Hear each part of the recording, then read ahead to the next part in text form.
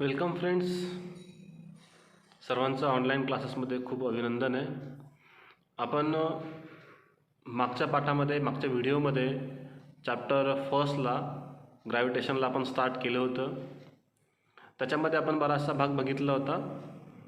बऱ्याचशा विद्यार्थ्यांनी बघितलं आहे, खूप चांगला प्रतिसाद मिळाला आहे सर्वांना. फक्त आता की जेवढं तुम्ही जास्तीत जास्त मुलांपर्यंत हे पोचवणार तितका ज्या विद्यार्थ्यांना गरज असेल त्यांच्यापर्यंत हे पोचेन, त्यांना फायदा होऊ शकतो. आपल्या एका शेअरमुळे एखाद्या विद्यार्थ्याला चांगलं नॉलेज मिळू शकतं, म्हणून जास्तीत जास्त शेअर करा. त्यानंतर जर आवडला असेल व्हिडिओ तर त्याला लाईक करा. लाईक करायला काही वेळ लागत नाही. त्यानंतर सबस्क्राईब करा, जेणेकरून पुढचा येणारा व्हिडिओ तुम्हाला लगेच मिळेल आणि तुम्हाला अभ्यासाला त्याचा फायदा होऊ शकतो. आता आपण मागच्या व्हिडिओजमध्ये चॅप्टर नंबर फर्स्ट ग्रॅव्हिटेशनला सुरुवात केली होती. त्याच्यामध्ये आपण ग्रॅव्हिटेशन म्हणजे काय बघितलं, सेंट्रिपिटल फोर्स बघितला, केपलरचे 3 लॉ बघितलेत, त्याचं ॲप्लिकेशन बघितलं, त्याच्याविषयी आपण सगळ्या गोष्टी बघितल्या आहेत. त्यानंतर आपला पुढचा टॉपिक जो आहे तो आहे आपला Newton's universal law of gravitation. Newton's universal law of gravitation. According to some information we have used by the Keplers, or according to the Newton's आपण विचार केला, they can decide the one laws for the gravitation. ग्रॅव्हिटेशनसाठी त्यांनी एक lodge तयार केला आहे की किती असेल ग्रॅव्हिटेशन फोर्स, किंवा त्यांच्यामध्ये असणारा फोर्स किती असेल, यासाठी एक फॉर्म्युला पण त्याने डिटरमाइन केला आहे. Universal gravitation laws it's very applicable for the we have calculated the force between the two different objects. दोन वेगवेगळ्या ऑब्जेक्टमधला फोर्स किती असेल. मग कशावर डिपेंड असतो? The gravitation force is depend upon the mass of an object, and second thing how much amount of distance between the two different object. त्या दोन वस्तूंमध्ये किती अंतर आहे ही एक गोष्ट मेन्शन करते, आणि त्यांच्यामध्ये मास किती आहे ही गोष्ट महत्त्वाची असते. म्हणजे मग ग्रॅव्हिटेशन फोर्स हे दोन गोष्टींवरती डिपेंड असतं महत्त्वाचं. एक mass of an object, second is the distance between the two different object. You can see here. आता आपल्याला जर कॅपिटल म्हणजे युनिव्हर्सल ग्रॅव्हिटेशन व्हॅल्यू जर काढायचं असेल त्यासाठी, किंवा फोर्स जर कॅल्क्युलेट करायचं असेल, तर हे दोन गोष्टी माहिती असायला पाहिजेत. मग आपल्याकडे बघा इथे एक एक्झाम्पल दिलं आहे, एक फॉर्म्युला पण आपल्याला शोधून दिला आहे, डिस्कवर केला आहे, किंवा त्याला मॅथमॅटिकली तो प्रूफ पण आहे की कशा प्रकारे आपण त्याची व्हॅल्यू कॅल्क्युलेट करू शकतो. First you can see here m1 mass of an object 1, m2 mass of an object second. And this is very applicable to identify or calculate the gravitational force exerted by the earth or gravitation exerted by the different planets also. म्हणजे हे आपल्याला प्लॅनेटसाठी सुद्धा महत्त्वाचं असणार आहे. मग आपल्याला जर काय काढायचं बघा, आता फोर्स कशावर डिपेंड आहे? The force is depend on the mass m1 and mass m2 and distance. How much amount of distance? You can see here F is directly proportional to the m1 into m2 divided by d square, or we can write here like here it's. आता directly प्रोपोर्शनलसाठी मी तुम्हाला काय म्हटलं, it's having the definite constant value असते, पण ती constant value आपण major पण करू शकतो. आता अर्थसाठी जर विचार केला तर अर्थ ग्रॅव्हिटेशन ॲक्सेलरेशन व्हॅल्यू जी आहे ती एक मॅथमॅटिकली प्रूव्ह पण केली गेली कैवेंडिश नावाच्या सायंटिस्टने. ती किती आहे तर आपल्याला इथं मला बघायला मिळेल किती आहे ती स्मॉल कॅपिटल जीची व्हॅल्यू. तर कॅपिटल जी मीन्स अर्थ युनिव्हर्सल ग्रॅव्हिटेशन व्हॅल्यू जी आहे ती किती असते, 6.673 into 10⁻⁻11 newton metre square kg inverse. कसं काढतात ते पण तुम्हाला मी सांगतो वाटलं, पण ही फक्त व्हॅल्यू माहिती असू द्या आपल्याला. जर तुम्हाला मॅथमॅटिकल प्रॉब्लेम आला, तुम्हाला गिवन व्हॅल्यू दिलेली असते, जर दिलेली नसेल तर आपण ती लिहू शकतो. त्यासाठी तुम्हाला माहिती असायला पाहिजे. ओके, आपण हा फॉर्म्युला कसा वर्क करतो ते प्रूव्ह करू आधी. मग बघा, F equals to capital G means universal gravitation value. Capital G ही वेगळी आणि स्मॉल जी ही व्हॅल्यू वेगळी असते. दोघं आपल्याला कॅल्क्युलेट करायचे ह्या पाठामध्ये. मग capital F equals to capital G into m1 into m2 divided by d square. मग ह्या फॉर्म्युल्याच्या बेसवरती आपण we have calculate the force between the two different object. कुठेही अदर दॅन प्लॅनेट ऑल्सो, प्लॅनेटसाठी सुद्धा हा फॉर्म्युला आपण ॲप्लिकेबल करू शकतो. मग जर समजा if the two person are sitting in between them if the two person are sitting there and how much amount of force are exerted by the two person, they having the 10 meter distance. 10 मीटरवरती दोन लोक बसलेत, दोघांमधला force काढायचा आहे. कसं काढणार? तर मास 1 m1 मास m2 आणि डिस्टन्स आणि जीची व्हॅल्यू आपल्याला इव्हनमध्ये आहे, म्हणून हा फॉर्म्युला आपल्याला सगळ्यात महत्त्वाचा आहे. F equals to capital G into m1 into m2 divided by d square.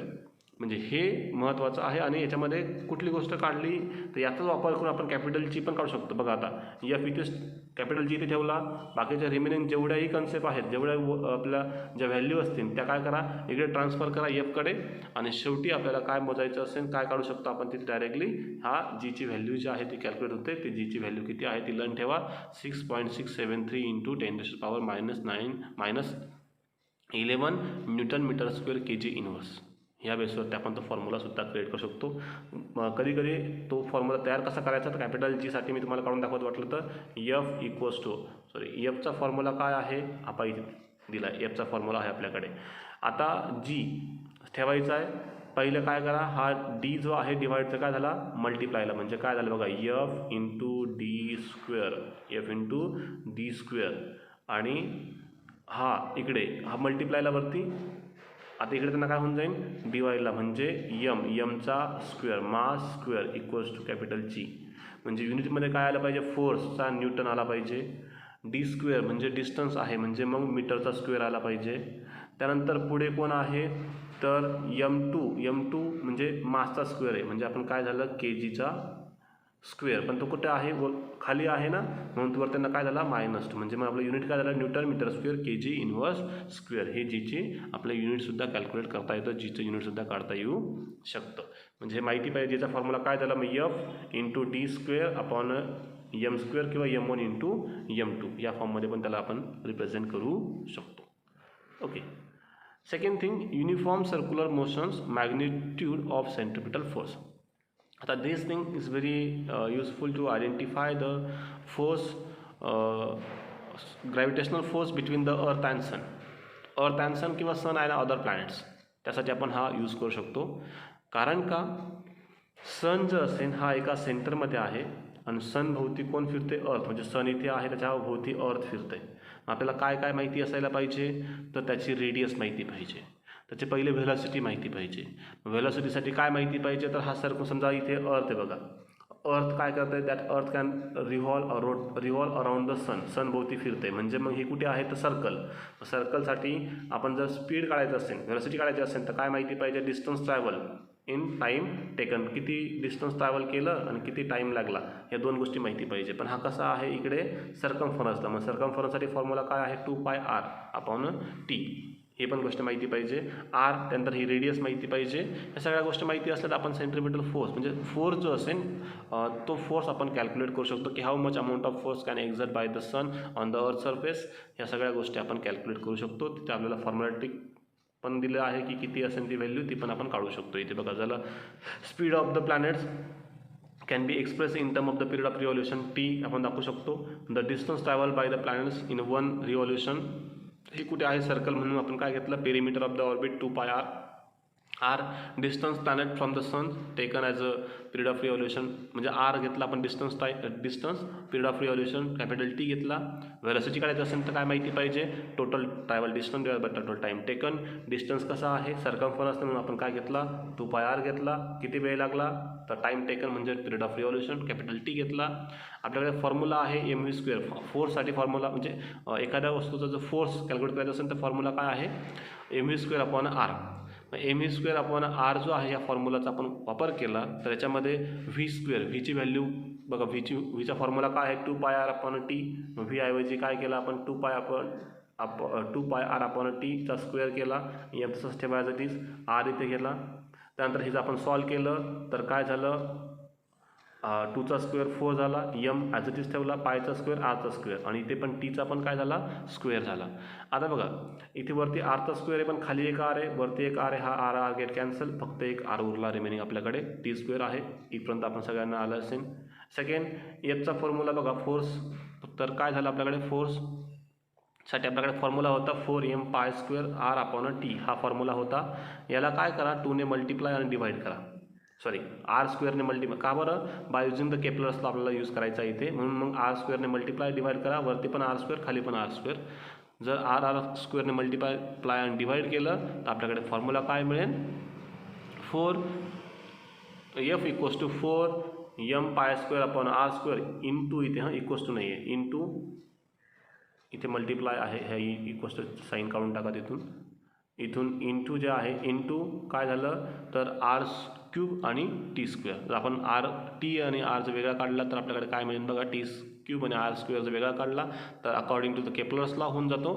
त्याला अपोज करा, केची व्हॅल्यू होऊन जाईल कॉन्स्टंट व्हॅल्यू, म्हणजे तो डायरेक्टली आपण के टाकू शकतो किंवा त्याच्याऐवजी आर क्यूब आणि टी स्क्वेअर आपण आर क्यूबसुद्धा यूज करू शकतो अकॉर्डिंग टू केपलर्स लॉ. म्हणजे याचं एवढं ॲप्लिकेशन कुठे फक्त की ग्रॅव्हिटेशनल फोर्स किती आहे सनकडून बाकीच्या प्लॅनेटसाठी. ओके, याच्यावरती एवढा मॅथमॅटिकल क्वेश्चन विचारला जात नाही, सॉरी डायरेक्टली क्वेश्चन असतो, मॅथमॅटिकल प्रॉब्लेम असतो, तो तुम्हाला आपण एका लेक्चरमध्ये पूर्ण मॅथमॅटिकल प्रॉब्लेम बघणार आहोत.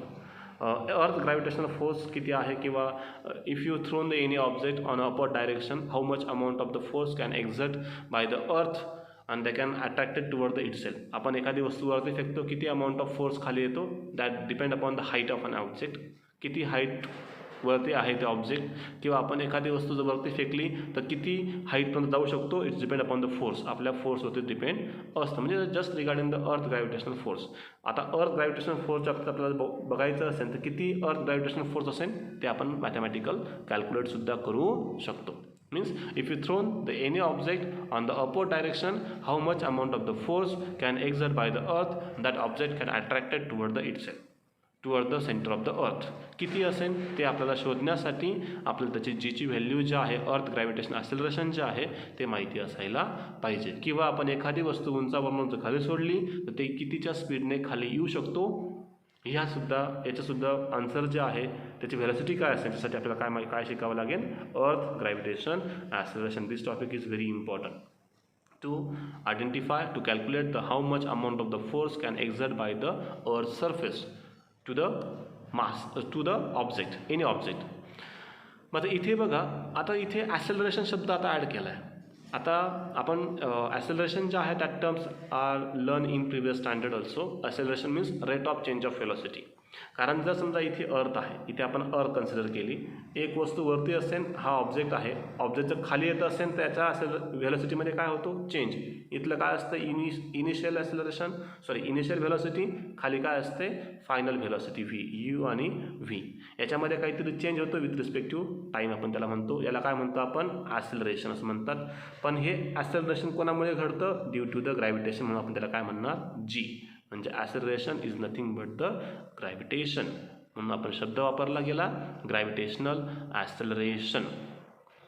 Okay, means due to the, म्हणजे any object can attracted toward the earth due to the gravitation of earth surface, it's occur the acceleration, म्हणून त्याला आपण काय म्हणतो ग्रॅव्हिटेशनल ॲक्सेलरेशन असं म्हटलं जातं. But how much amount of exact value of acceleration और how much amount of exact value of earth gravitation किती असेल मग ते व्हॅल्यू, त्यासाठी आपल्याला आपण जे आधी शिकलो त्याचा फॉर्म्युलाचा वापर करायचा आहे आणि ते आपण कॅल्क्युलेटसुद्धा करू शकतो.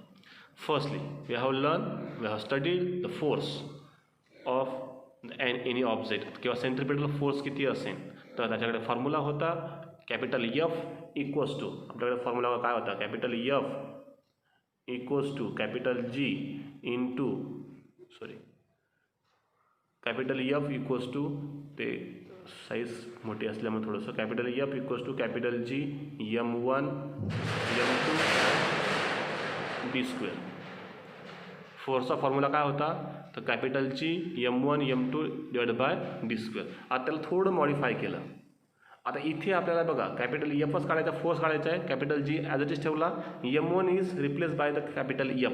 Capital M stand for the mass of earth, small M stand for the mass of and any object. एखादी वस्तू जर खालीच असेल तर त्याचं मास किती आहे ते झालं स्मॉल एम, आणि दुसरं ऑब्जेक्ट कोण झालं अर्थ. म्हणजे आपल्याला काय माहिती पाहिजे, मास ऑफ अर्थ पण माहिती पाहिजे, मास ऑफ ऑब्जेक्ट पण माहिती पाहिजे. या दोन्ही गोष्टी माहिती असतील तर आपण ग्रॅव्हिटेशन फोर्स किती आहे ते कॅल्क्युलेट करू शकतो. आणि according to Newton's law force is depend upon the mass into gravitation. F equals to M into G. मग फोर्स कशावर डिपेंड असतं, एखाद्या वस्तूचं मास आणि त्याच्यावरती एक्झर्ट होणारं ग्रॅव्हिटेशन फोर्स G. म्हणून मग आपण काय केलं बघा, इक्वेशन 3मध्ये 4 मिक्स केला, ॲड केला आपण बघा.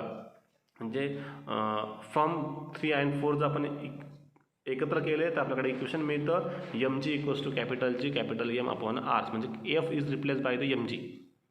त्यानंतर M जो आहे इथे मल्टिप्लाय करणं काय झाला, डिवाइडला इथे M आला, हा M गेट कॅन्सल. आपल्याकडे जीचा फॉर्म्युला काय उरला, G equals to capital G capital M upon R square. Capital G universal gravitational value ही नोन आहे, ही capital M mass of earth हे नोन आहे, आणि R stand for the radius of earth हे पण नोन आहे.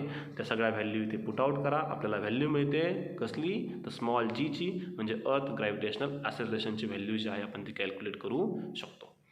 इथे जर समजा कोणाला प्रॉब्लेम असेल जे घातांकाचा किंवा रेस्ट टू द पॉवरचा जर प्रॉब्लेम असेल तर सिम्पल एक काम करा, याचा स्क्वेअर करा. हा पण झाला किती 6 × 2 12 झाला. म्हणजे याचा पूर्ण जर केलं तर याचा रेस्ट टू द पॉवर किती असेल 12 असेल. 12 आणि 24 इथून 12 कट करा, इथे उरला किती, इथे किती उरले 12 उरले. इकडे -11 आहेत, हे 12मधनं -11 मायनस करा, फक्त 1 उरेल आणि बाकीच्यांचं मल्टिप्लाय करून टाका. आपल्याला व्हॅल्यू किती मिळते 9.77 मीटर पर सेकंड स्क्वेअर. एका मीटरवरती कुठल्याही ऑब्जेक्टवरती किती व्हॅल्यू असते जीची, तर मीटर पर सेकंड स्क्वेअर. आणि what is the value of G झाली आपल्याला मिळाली. But what is the effect of any object, किंवा आता it is same for everywhere, no. ही सेम असते का, because the value of the G universal acceleration value is depend upon the two main things, main part. One is the mass of earth and second is the radius of earth. Mass of earth जरी same असेल but it changes the radius of earth for the different position, for the equator as well as pole. कारण आपले अर्थ जे आहे हे पूर्ण circle आहे की नाही, तसा एक अंडाकृती भाग आहे, म्हणजे इलिप्टिकल पार्ट आहे. इलिप्टिकल असल्यामुळे याची 2 ठिकाणचं डिस्टन्स आहे, एक इथलं वेगळं आहे, इथलं वेगळं आहे. म्हणजे मग change in value of the G with respect to different position of the earth surface. आता इथेच आपण विचार केला तर कोणाची किती असेल ते सुद्धा आपण कॅल्क्युलेट करू शकतो. मग एक झाला पोल, दुसरं झालं इक्वेटर. मग value of the G is a changes with different things. One तर कुठे कुठे चेंज होतं, मग variation in the value of the G. First change along the surface of the earth. पृथ्वीच्या पृष्ठभागावरती चेंज होतं, because earth is not exact spherical, they are the elliptical in shape. That's why it changes the radius between the 2 different position. That's why changes the value of G on the surface of earth pole as well as equator. आपल्याला कुठे कुठे किती असते ते पण value बघायचे आहेत. Higher कुठे असते, लोअर कुठे असते ते पण आपल्याला चेंज करायचे. Okay, the value of the G highest कुठे असते, at a pole, and decreases the value of the G अल्टिट्यूडला किती असते, इक्वेटरला किती असते, कमी असते. का बघा, आपल्याकडे फॉर्म्युलावरती दिला आहे, जर ही खालची व्हॅल्यू जर हायर असेल, डिवायडिंगची व्हॅल्यू जर हायर असेल तर जीची व्हॅल्यू कमी होऊन जाते. म्हणजे मग समजा इथे आता पोल आहे, इथे इक्वेटर आहे, मग लोअर डिस्टन्स म्हणजे लोअर रेडियन्स कुठे आहे, पोलवरती. लोअर आर असेल तर हायर व्हॅल्यू ऑफ जी किती असते, ती 9.83 मीटर पर सेकंड स्क्वेअर कुठे असते, पोलवरती. म्हणजे इथे हायेस्ट व्हॅल्यू हायेस्ट आले. आणि पुढे जर विचार केला आपण तर इक्वेटरवरती जी आरची व्हॅल्यू जर हायर असेल, म्हणजे रेडियस जर लार्जर असेल तर जीची व्हॅल्यू कमी असते. ते किती आहे, 9.87 metre per second square at a equator. Means it's having the 2 different value on the surface of the earth, pole as well as equator. Pole as well as equator means larger the radius, smaller the value of G. Smaller the radius, larger the value of G. मग smaller radius कुठे आहे, पोलवरती, मग जीची value higher कुठे आहे, पोलवरती. आणि larger radius कुठे आहे, इक्वेटरवरती, म्हणून तिथली व्हॅल्यू कशी आहे, कमी आहे. हे 2 गोष्टी लक्षात ठेवा, म्हणजे सरफेस ऑफ द अर्थ. ओके, त्यानंतर पुढे चेंज विथ हाईट, हाईटनुसार काय चेंज होतो. मग आता you can go upward direction to the earth surface. जर समजा आपण परत वरती जर गेलो पृथ्वीपासनं तर आपल्यावरती एक्झर्ट होणारा ग्रॅव्हिटेशन फोर्ससुद्धा कमी होतो. But it's up to the 6400 kilometre फक्त जवळपास तिथपर्यंत ठीक आहे. त्याच्यावरती गेलात तर मग कमी होत जातं. म्हणजे if the increases the height from the earth surface decreases the value of G. You can see here example पण आपल्याला बघायला मिळतील. इथे खूप सारे आहेत प्लेस, हाईट आणि जीची व्हॅल्यू दिली आहे. जसं की पहिलं दिलं सरफेस ऑफ द अर्थ ॲव्हरेजली व्हॅल्यू किती असतं की 0 किलोमीटर म्हणजे 9.8. माउंट एव्हरेस्ट किलोमीटर डिस्टन्स दिलं आहे 8.8 kilometre. It's average value up to the 10 kilometre और 10 किलोमीटरपर्यंत काहीच इफेक्ट होत नाही. अप टू द 10 किलोमीटर एक ॲव्हरेजमध्ये असतो, काही हरकत नाही. त्यानंतर maximum height reaches by the man made balloon तर 36.6 किलोमीटर तर 9.77 ही पण ॲव्हरेजली आहे. आणि height of the typical weather satellite तर 400 किलोमीटर हाईट असेल तर 8.7. आणि height of the communication satellite किती हाईट आहे तर 35,700 किलोमीटर आणि ग्रॅव्हिटेशन फोर्स कमी झाला. म्हणजे आपण काय सांगतो, if the increases the height for the any object with from the earth decreases the value of G. Okay, now see next is the change with depth. Change with depth. आता जर एक लक्षात ठेवा, ही अर्थ आहे, आपण डेप्थकडे चाललो. जर आपण जर डिक्रीज केलो, decreases the depth, decreases the depth किंवा you can go inside the earth surface if you changes the two different value. आपल्याकडे जीचा फॉर्म्युला बघा काय आहे तर कॅपिटल जी कॅपिटल एम अपॉन आरचा स्क्वेअर. म्हणजे आता मास ऑफ अर्थ आणि रेडियस ह्या दोन गोष्टी चेंज होतात. मग आता बघा, जर खाली गेलं तर मास पण कमी होतं, रेडियस पण कमी होतं. मास आणि रेडियस जर दोघं कमी होत असतील तर व्हॅल्यू आपोआप काय होईल, कमी होऊन जाईल जीची. आणि सेंटर ऑफ द अर्थला गेलात तर value of the G is 0 because it is 0 mass and 0 radius of earth surface.